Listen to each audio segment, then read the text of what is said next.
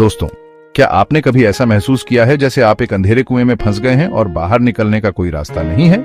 जैसे आपकी सारी खुशियां, सारी उम्मीदें कहीं खो गई हैं। अगर हां, तो आप अकेले नहीं हैं।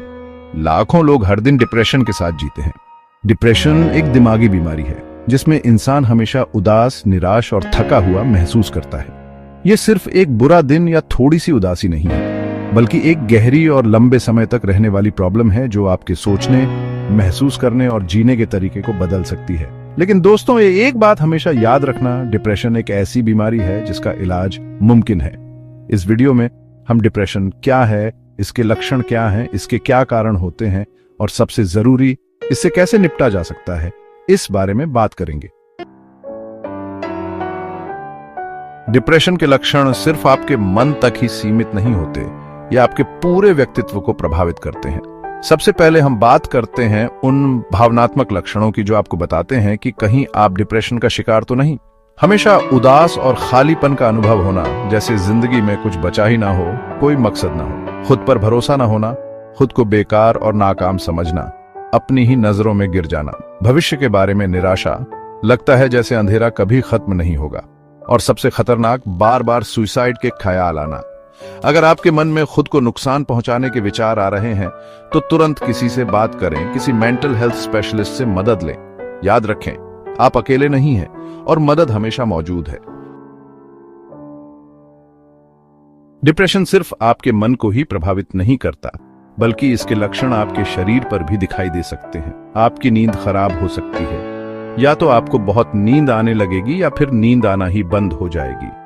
भूख में भी बदलाव आ सकता है, या तो आपका खाने का मन ही नहीं करेगा या फिर आप जरूरत से ज्यादा खाने लगेंगे। हर समय थकान और एनर्जी की कमी महसूस होगी, जैसे आपकी सारी ताकत खत्म हो गई हो। सुबह उठने पर शरीर में अकड़न, सर दर्द, बदन दर्द, ये सभी डिप्रेशन के शारीरिक लक्षण हो सकते हैं। याद रखें, शरीर और मन एक दूसरे से जुड़े हुए हैं। चैप्टर 3, दुनिया से कटा हुआ महसूस करना। डिप्रेशन आपके व्यवहार को भी बदल सकता है। जिन कामों में आपको पहले मजा आता था, जैसे किताबें पढ़ना, गाने सुनना, दोस्तों के साथ घूमना, अब उनमें आपका कोई मन नहीं लगता। आप लोगों से मिलना जुलना बंद कर देते हैं और अपने आप में सिमट जाते हैं। ध्यान लगाने में परेशानी, कोई फैसला न ले पाना और छोटी छोटी बातों पर गुस्सा आना भी डिप्रेशन के आम लक्षण है। अगर आप देखें कि आपके व्यवहार में हाल ही में काफी बदलाव आया है, तो यह डिप्रेशन का संकेत हो सकता है।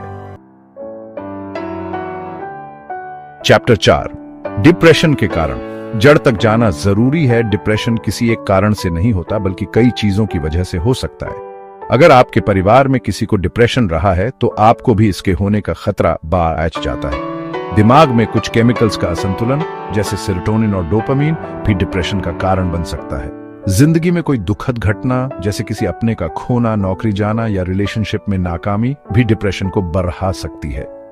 लंबी बीमारियां जैसे कि डायबिटीज, थायराइड या कैंसर भी डिप्रेशन का खतरा बढ़ा देती हैं। यह समझना जरूरी है कि डिप्रेशन कोई कमजोरी नहीं है, बल्कि यह एक बीमारी है जिसका इलाज मुमकिन है। आउटरो।